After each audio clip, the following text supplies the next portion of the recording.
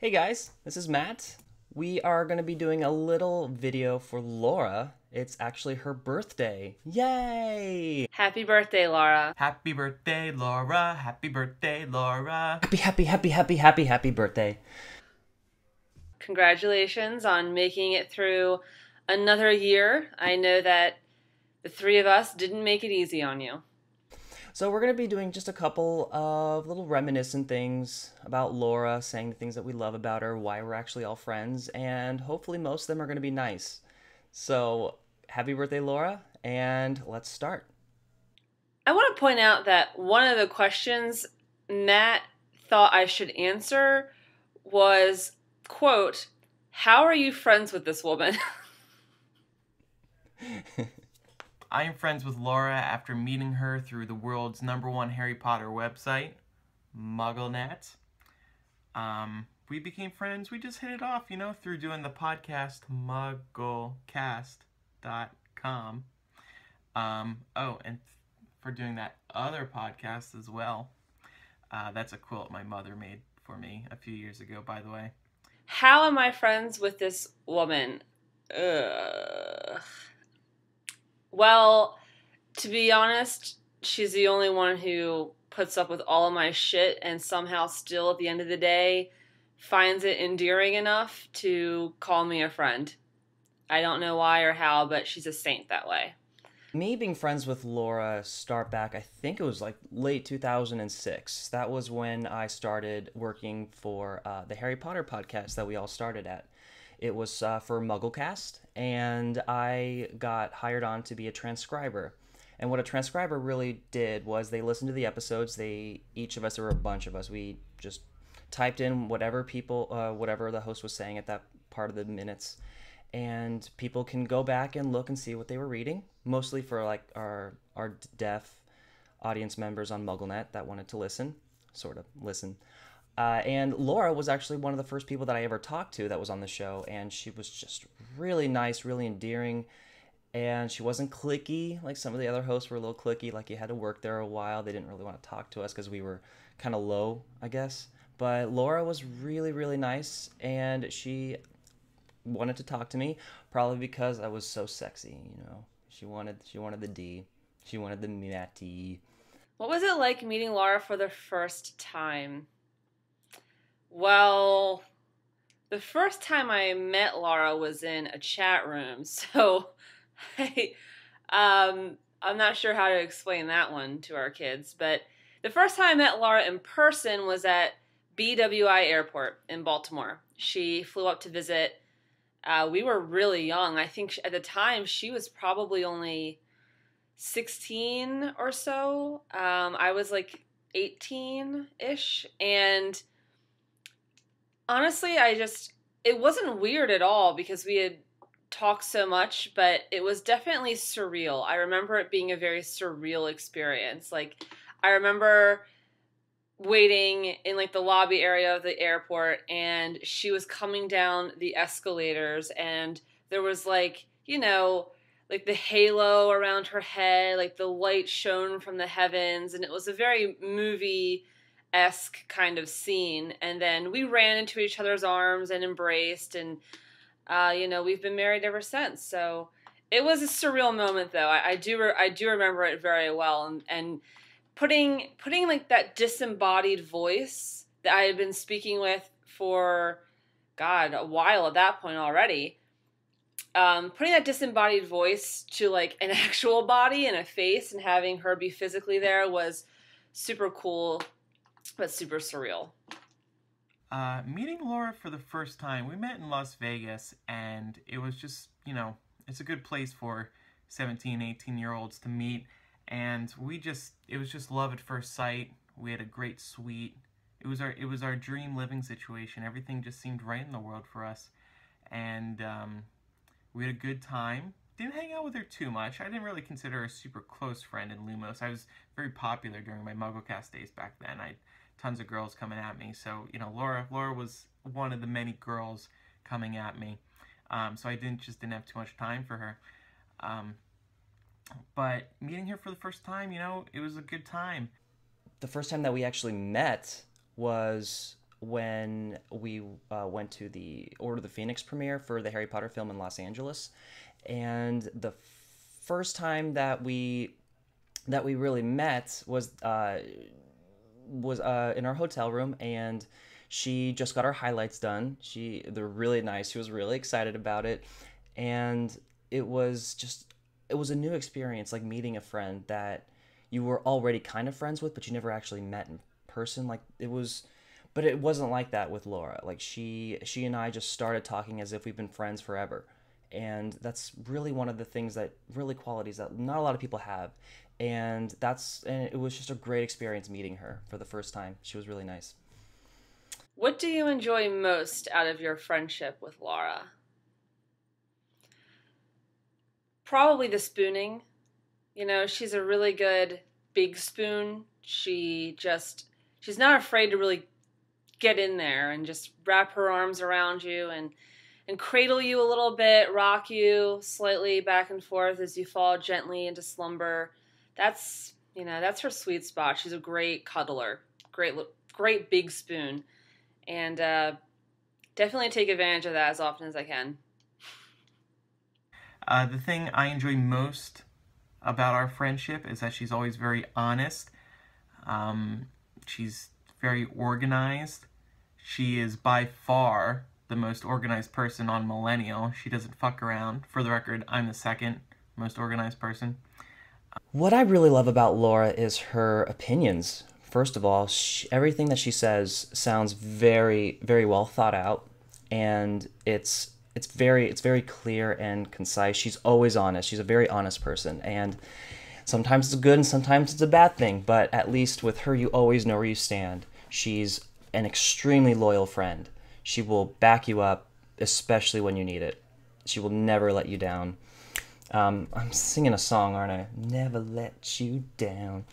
But she is definitely one of the most... She really listens to you.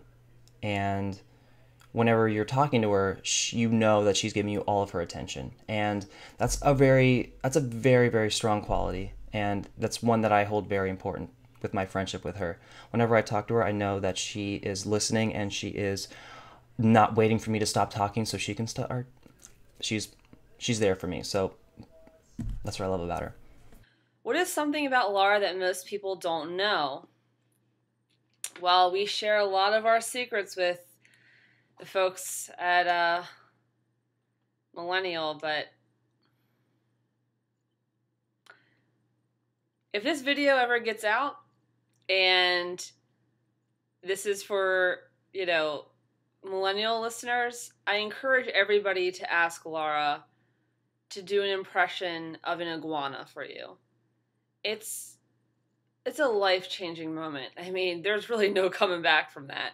You know how in the movie Inside Out, the little girl, the character, has her core memories that are like the most important memories to her, and they're really formulative. Like they comprise who she is as a person. Seeing Laura imitate an iguana is one of those core memories for me, and hopefully someday for you too. I encourage you to ask her about it. Something people don't realize about Laura initially is that she is very nice.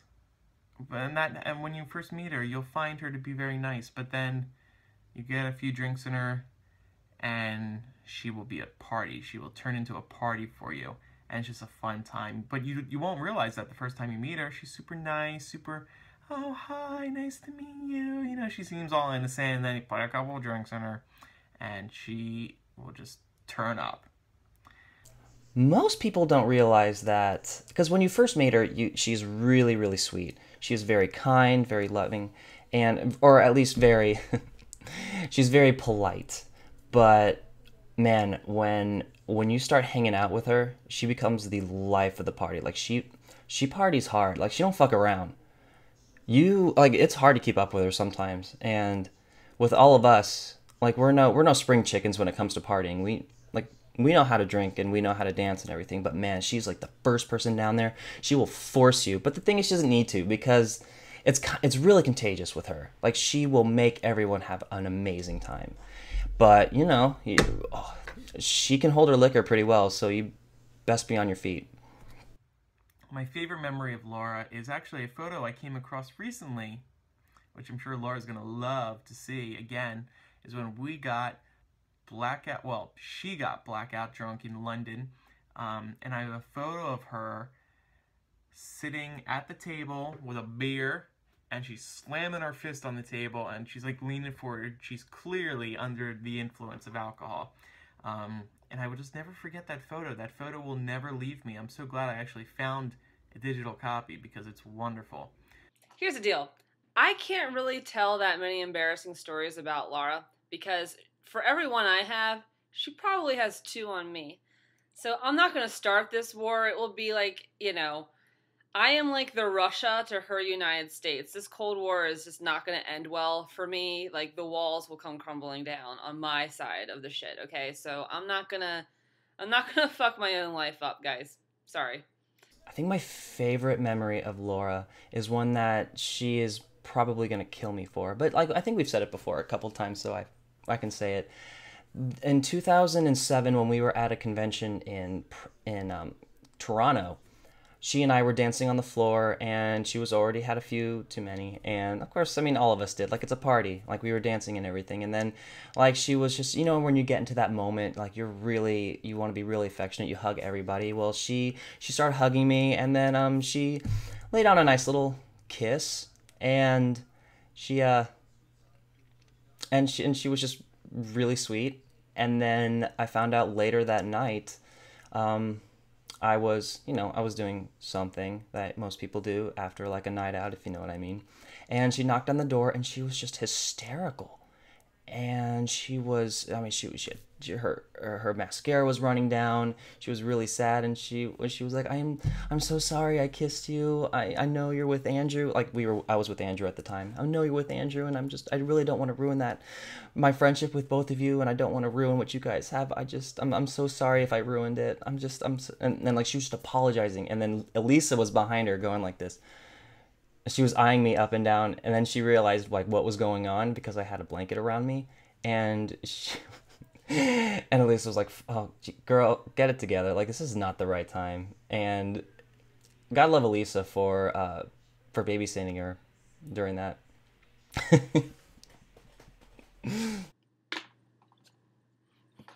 My other favorite memory was, of course, the story we brought up on Millennial before, the butt plug in the bed. I mean, what can beat that? I barely knew her, and she was already putting butt plugs in my bed for some reason that I still don't understand to this day. She's always been a treat. Matt came up with the fucking strangest, funniest questions for this thing. I swear to God. Okay. I will say this.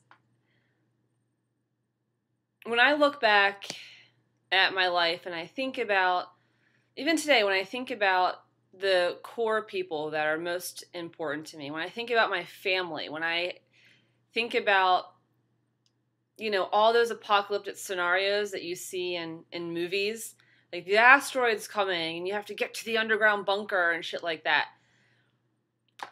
When I think about the people who are most important to me, and the people who I would save, like, in a zombie apocalypse, if the number were finite, she's up there. I think of my mom, I think of my dad, I think of my brother. Occasionally I'll think of my boyfriend, but for the most part, after those guys, I think of Laura. She really is, to me, in my heart, she is the closest thing to a sister that I've ever had, that I'm sure I ever will have. She's the single best, just most, I don't even know how to describe it. She's the most real good person that you could ever meet. And I don't know, I feel like I really won the lottery having met her and having been able to be become friends with her. I can't imagine having gone through half of this shit in my life without her having been there. I mean, I've put that girl through the ringer with a couple of things. All right. And what amazed me about it at the time, but even more so in retrospect, is that she never made me feel dumb or stupid for any of the dumb and stupid things that I did. She was just unconditionally supportive and listened, even when everything that was going wrong was my own fault. I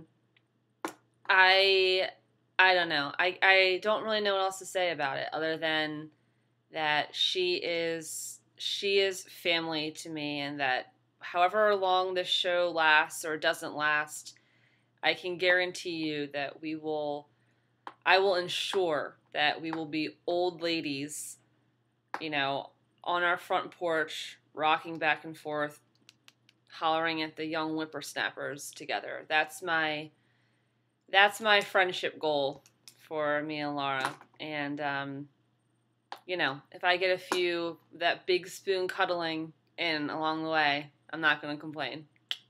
All right, well, happy birthday, Laura. I hope all of us gave you a nice little happy birthday wish, and we love you so much.